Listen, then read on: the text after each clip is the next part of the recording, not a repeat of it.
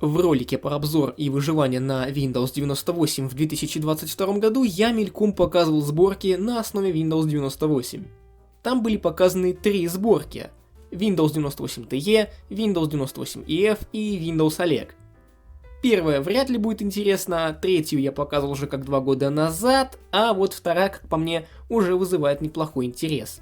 Как уже понятно, эта сборка называется как Windows 98 EF. Первая версия всего этого чуда вышла 26 марта 2007 года, а это на момент снятия видео почти 15 лет назад. Целью этого проекта является улучшение оригинальной Windows 98 при помощи добавления патчей, фиксов и замены компонентов на альтернативные. Кроме этого, здесь присутствует огромный комплект драйверов под разные видеоадаптеры, тюнеры, звуковые карты, контроллеры и прочую компьютерную периферию.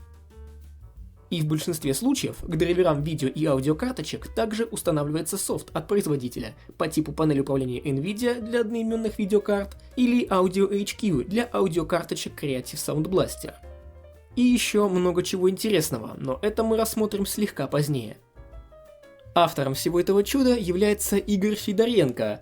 Кроме Windows 98 EF, он также занимается переводами программ на русский язык, коллекцией драйверов для Windows 98, проектом «Собери себе Windows 98» и ранее занимался своей авторской программой Bast.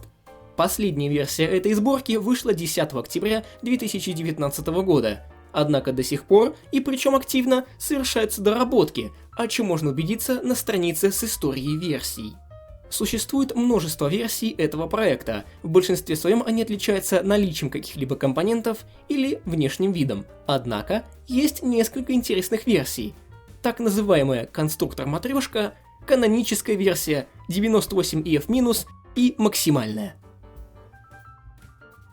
Конструктор-матрешка основана на версии 98EF-, но здесь ты систему из компонентов собираешь сам. Там принцип состоит на основе «снял заглушку, положи компонент», или же наоборот. То есть, к чему это я? Установщик Windows 98 читает inf-файлы, в которых указаны пути компонентов, настройки компонентов и сами, собственно, компоненты. Если установщик видит inf-файл и понимает, что внутри его прописано то, что похоже на установку какого-либо компонента, то установщик добавляет его в список этапа «Выбор компонентов», и тем самым вы можете его выбрать во время установки вашей будущей системы. Канонический вариант содержит приложения, которые сделаны именно Microsoft. То есть в стандартном варианте сборки была произведена замена многих компонентов на более удачные и популярные программы. Например, в максимальной версии вместо дополнения сжатые папки имеются архиваторы по типу 7-zip и WinRAR. Вместо Media Player Classic, который идет в максимальной версии, в канонической встроен Windows Media Player 9. Надеюсь, принцип и смысл понятны. 98EF- содержит только само ядро системы, некоторые драйверы и в принципе все. Весит сама сборка меньше 100 мегабайт. Система пустая как барабан, даже блокнота там нет. Максимальный, как уже можно понять, содержит огромную кучу программ, дополнений, патчей, фиксов, драйверов к многим устройствам, замененных компонентов и прочего добра. Но прошу заметить, что и вес этот вариант имеет вполне неплохой.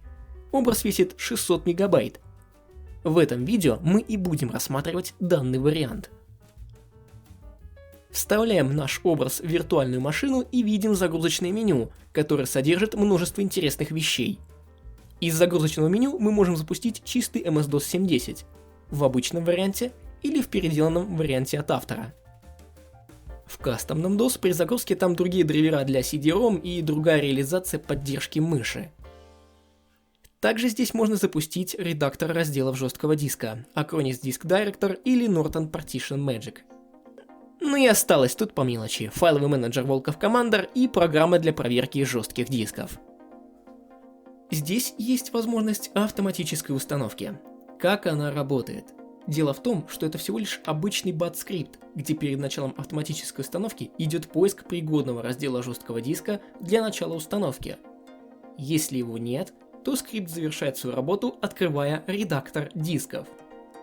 Если диск все-таки найден, но в ней есть и Windows, скрипт сообщает нам о том, что существующая система будет переименована, а корзина и реестр от прошлой системы будут удалены безвозвратно. как-то напоминает принцип папки windows.old при установке в современных Windows. И если все события и определения прошли гладко и какие-либо проблемы устранены, то происходит копирование файла ответов и запускается программа установки с тем же самым файлом ответов. После чего установка действительно происходит автоматически, без нашего участия, с автоматическим прохождением всех этапов. Также в самом скрипте тихонечко командой rem задокументированы все варианты ключей установщика Windows 98. Но мы выбираем ручную установку, так как я сам себе редактор диска и сам себе сервис форматирования, сам себе установщик и сам себе режиссер. Перед началом установки, как обычно, нам сейчас проверят диск на какие-либо ошибки. И после скан-диска нас встречает окно установщика Windows 98EF. Да, здесь сразу заметно, что тут изменен логотип вверху и изменен текст начала установки. Здесь сказано, что операционная система существенно доработана. Ну, посмотрим. Нас встречает лицензионное соглашение с очень интересным текстом. То, что вы получили возможность пользоваться включенными в этот дистрибутив программами, вовсе не значит, что вы получили на это право. И этот текст слегка меня заставляет задуматься. Да еще вызывает вопросы а-ля «Если я скачал эту сборку, то я де-факто не имею никакого права использовать входящие в него программы? Имеет ли этот текст вообще какую-либо юридическую силу?» Хотя стоп, второй вопрос скорее всего глупый. Хотя ладно, скорее всего оба вопроса глупые, заранее извиняюсь. Как по мне, здесь самый интересный этап — это компоненты. Список выбора компонентов отсортирован, и по сравнению с оригинальной Windows 98 просто огромен. Total Commander, FAR, MS Office, архиваторы, антивирусы, видео и звук, утилиты, служебные и так далее. Жаль, что в него еще не входит кухонная раковина. Давайте все по порядку. FAR — это, собственно, файловый менеджер FAR, ничего особенного. Группа компонентов MS Office позволяет отдельно установить какие-либо части MS Office 97. Word, Excel, PowerPoint, Visio и его вспомогательные компоненты по типу редактора, формул, справочных файлов к каждому компоненту, дополнения для работы с HTML-страницами в Word. То есть тут все кастомизируется чуть ли не по мелким частям. Также можно заметить, что около компонентов Office присутствует слово EF в скобках. Как уже было сказано ранее, автор, кроме сборки, занимается различными переводами, редактированиями и другими проектами. И я вот вангую, что этот офис на 100% будет активирован. В группе MS-DOS здесь можно найти DOS-навигатор, архиваторы, гляделки и драйверы для DOS и прочее для MS-DOS 7.10. Почему именно 7.10? Потому что эта версия DOS встроена в Windows 98, и по сути Windows из-под нее загружается. Группа Total Commander содержит сам файловый менеджер и кучу дополнений под него, которые можно установить отдельно. Из антивирусов нам предлагают скачать EdInf, ревизор для дисков, и он сможет взаимодействовать с антивирусами, и ClamWin, свободный антивирусный сканер для старых Windows. И если мне не изменяет память, то его базы спокойно обновляются и сейчас. Из архиваторов здесь можно установить CapArch для работы с архивами формата CAP и 7-zip с программой WinRAR. Из служебных программ здесь можно увидеть CCleaner, KernelX для запуска современного софта под Windows 98, Java, программы от Norton и поддержку NTFS разделов от Paragon. Более подробно программу мы рассмотрим уже после установки. Если отметить все компоненты, то это у нас все занимает 1332 мегабайта места при 2 гигабайтах жесткого диска в целом. Я считаю, что это вполне себе выгодно. После компонентов идут уже совершенно стандартные этапы по типу имени компьютера, местоположения и прочей мелкой ерунды. Далее начинается копирование файлов, которое будет вряд ли быстрым. Также здесь изменены рекламные сообщения. Нас просят не торопиться откидываться на спинку кресла, пока это творение ставится на наш компьютер. Нас просят почитать об отличиях Windows 98 EF от оригинальной Windows 98. Позже покажут список обновленных компонентов по сравнению с оригиналом. Какие устройства здесь поддерживаются из коробки по сравнению с оригиналом. Здесь, кстати, можно заметить поддержку USB. Какие официальные и неофициальные обновления были включены. что было взято из других источников. Там показано, что взято из Windows XP, Windows ME, из Office 2003 для Office 97. И вот читая все это, так и хочется сказать, что это чертов Франкенштейн, который, надеюсь, будет работать как минимум нормально, а не через задницу. Также нам расскажут, какие кодеки для мультимедиа были добавлены или обновлены, а какие были убраны из-за их ненадобности. Расскажут про обновление браузера до Internet Explorer 6.0, хотя он не нужен, так как я выбрал браузер Opera, но там написано, что Internet Explorer можно вообще не устанавливать, что прекрасно. Как Хоттабыч залез в драконью пасть и выбил ему пару зубов, и прочие сообщения, которые можете прочитать самостоятельно, нажав на кнопку паузы в ролике. После всей установки и настройки системы прошло небольшое количество времени, и нас уже встречает экран входа. А на фоне рабочего стола стоит картинка с надписью Windows Pirated Edition, что в принципе символично. Входим в систему, и нас встречает сразу кучу окон с настройками. От программы распознавания текста, от брендмауэра Zone Alarm, антивирусной системы, программы AdInf и от программы WinPopUp. После того, как мы все закрыли, можем рассмотреть это творение. Первое, что бросается в глаза, это измененная тема рабочего стола и совершенно другие значки. Однако стандартную тему оформления из оригинальной Windows 98 можно вернуть без проблем. А вот с дизайном значков есть легкая сложность. Тебе нужно скачивать отдельный кап-файл и самостоятельно его установить. Стандартных тем рабочего стола по типу путешествий или в мире Windows, или же, как мне это все нравится называть, тематические темы, в системе отсутствуют. Стандартные обои остались, по крайней мере узорчатые, но кроме них добавлено еще много обоев.